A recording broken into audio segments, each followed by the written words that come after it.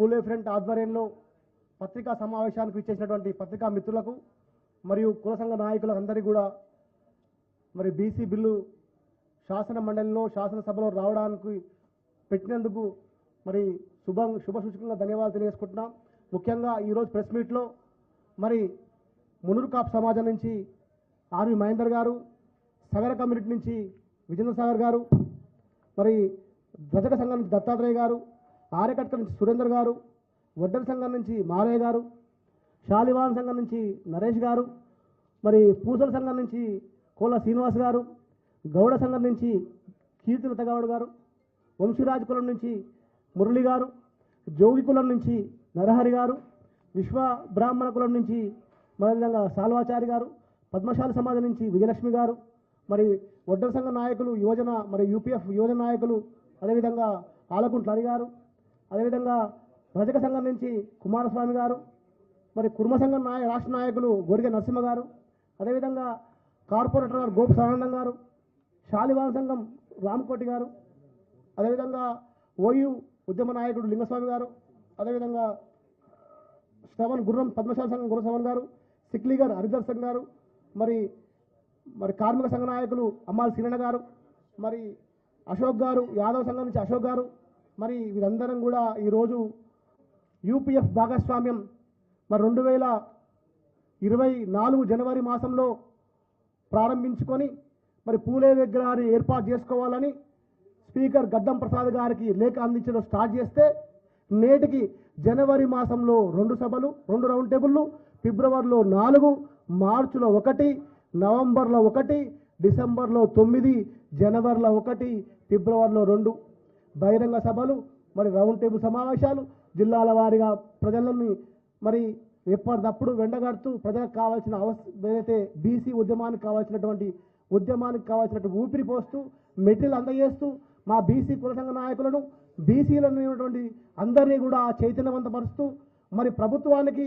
ఎప్పటికప్పుడు లెక్కలు చెప్తూ మరి లెక్కల్లో ఉన్నటువంటి కులగణలో డెడికేషన్ కమిషన్ కూడా నివేదిక ఇవ్వడం, డెడికేషన్ కమిషన్లో ఉన్నటువంటి లోపాలను ఎత్తి చూపెట్టడం, డెడికేషన్ కమిషన్కు ఏ విధంగా ఏర్పాట్లో భాగస్వామ్యం కావాలని చెప్పడం, అదేవిధంగా మరి కులగణ సర్వే పూర్తి కాకపోతే మరి పూర్తిగా అనేటువంటి సర్వేని కూడా మరి వేగవంతం చేసి ప్రచారం కల్పించి మరి ఆ సర్వేని కూడా పూర్తిగా చేయాలని చెప్పినటువంటి నాయకురాలు జాగృతి గారు మా యూపీఎఫ్ నాయకులు.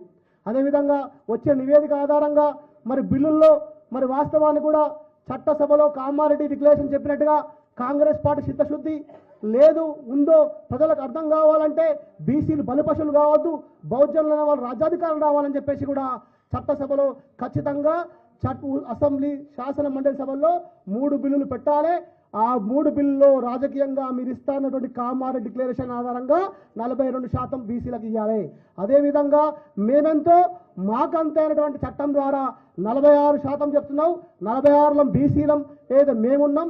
మాకు విద్యాపరంగా బిల్లు ఎలాగ ఉండాలి, రాజకీయ ఉద్యోగపరంగా బిల్లు ఎలాగ ఉండాలి 46%. అదేవిధంగా మా మైనార్టీ సోదరులు బీసీఈలు ఉన్నట్టు వాళ్ళకు కూడా 10% కూడా వాళ్ళకి ఇవ్వాలని చెప్పేసి ఘంటాపదంగా చెప్పినటువంటి మహానాయకురాలు ఎవరు ఉండంటే అది కేవలం కూడా తెలంగాణ శాసనమండలి సభ్యురాలు కల్వకుంట్ల కవితమ్మ గారు. ఇవాళ మేము గొప్పగా చెప్పుకుంటున్నాం బీసీలం, మరి కుల సంఘ నాయకులం, యూపీఎఫ్ భాగస్వామ్యం కూడా మేము విజయంగా భావిస్తున్నాం. మరి చట్టసభలో 3వ బిల్లు కూడా పెట్టాల్సిన అవసరం ఉంది. ఇప్పటికైనా ప్రభుత్వం 3వ బిల్లు కూడా పెట్టాలి, విద్యా ఉద్యోగ బిల్లు కూడా సపరేట్ బిల్లు పెట్టాలని చెప్పి కూడా డిమాండ్ చేస్తున్నాం. ప్రభుత్వాన్ని బీసీ కుల సంఘ నాయకుల నుంచి డిమాండ్ చేస్తున్నాం. 3 బిల్లులు పెట్టాలి, చట్టసభలో మాకు రావాల్సినటువంటి హక్కు తెలపాలి.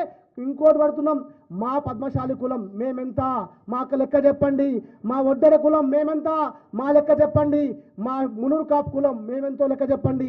కేవలం కూడా తూతు మంత్రంతో మరి దాటవేద్దోడుతో మరి బిల్లు ప్రవేశపెట్టి తీర్మానంది 9 షెడ్యూల్లో పెట్టే అంశాన్ని పెట్టకుండా మరి దాటవేదులో మరి కేంద్రాన్ని బూచి చూపించి మమ్మల్ని బలిపస్ చేస్తే ఖచ్చితంగా మేము అందరం కూడా కుల సంఘాలను కూడా గ్రామాన మండలాల్లో కవితమ్మ నాయకత్వంలో కుల సంఘం యూపీఎఫ్ నాయకత్వంలో ఊరో తిరుగుతాం, ఉద్యమాన్ని తీవ్రం చేస్తాం.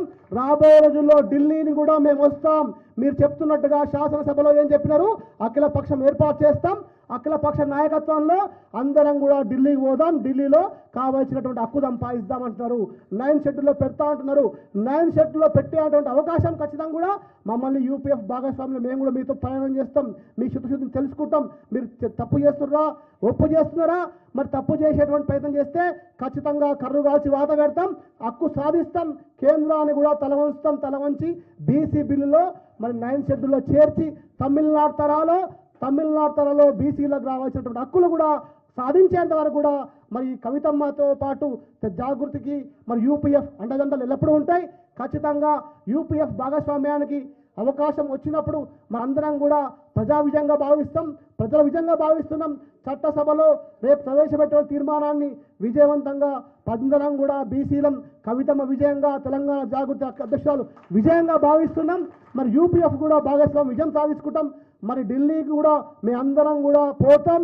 ఢిల్లీలో మరి చలో ఢిల్లీ కార్యక్రమాన్ని విజయవంతం చేస్తాం. ఢిల్లీలో రౌండ్ టేబుల్ సమావేశం చేస్తాం.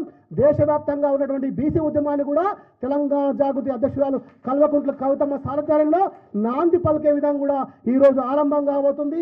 బీసీలో ఉన్నటువంటి ప్రజా తెలంగాణ కవులు కళాకారుల వేదిక కూడా ఈరోజు ఆరంభించుకోవడానికి కూడా చాలా శుభ సంస్కృతం. రాబోయే రోజుల్లో తెలంగాణ ఉద్యమానికి ఏ విధంగా అడుగులు పడ్డాయో ఆ అడుగులు బీసీల అడుగులు కూడా ఢిల్లీకి అడుగులు పడుతుందుకు సంతోషంగా మా విజయంగా భావిస్తున్నాం.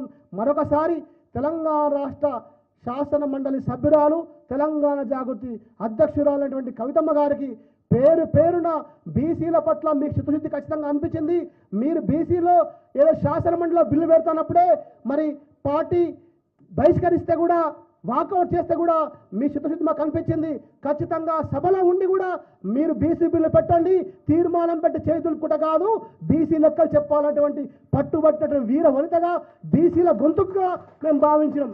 అలాంటి మీకున్నటువంటి పట్టుదల తెలంగాణ తల్లి విగ్రహ ఏర్పాట్లో కూడా మన అంబేద్కర్ విగ్రహ ఏర్పాట్లో కూడా మహిళల పట్ల మీకున్న చిత్తశుద్ధిలో మహిళా బిల్లు పట్ల మీ పోరాటం కూడా మీరు ముందు వరుసలో ఉన్నారు. మీరు పోరాటం సాధించేంత వరకు కూడా మీరు విజయ లక్ష్యంగా పనిచేశారు. కాబట్టి బీసీలందరం, బీసీ కుల సంఘ నాయకులందరం కూడా రాష్ట్ర వ్యాప్తంగా బీసీ ఉద్యమం అంటే కవితమ్మనే బహుజనుల గొంతుగా భావిస్తున్నటువంటి పరిస్థితి కనిపిస్తుంది.